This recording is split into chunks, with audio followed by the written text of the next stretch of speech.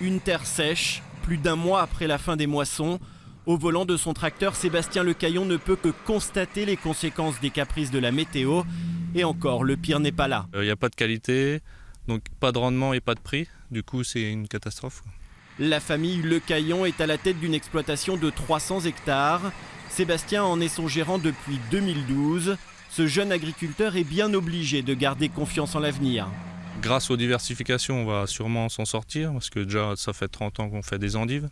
Donc c'est ça qui nous sauve aussi grâce à mon père qui a monté toute la société. Mais sans ça, ce serait compliqué qu'en céréales. Les intempéries du printemps dernier ont aussi ravagé le vignoble chablisien.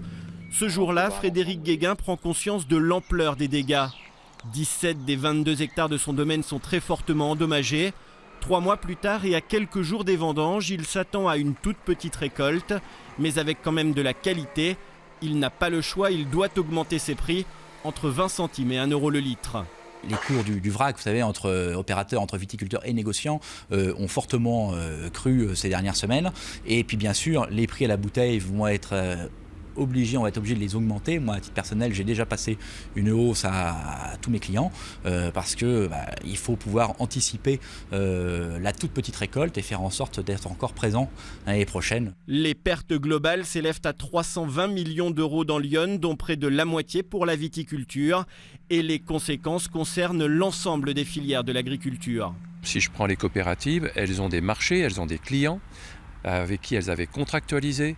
Et aujourd'hui, ces contrats peuvent ne pas être respectés du fait qu'on n'a ni la quantité, des fois ni la qualité. Donc tout ça a des impacts très forts sur le plan financier. Les exploitations les plus fragiles pourront bénéficier d'un délai ou d'un dégrèvement fiscal. Les situations seront examinées au cas par cas.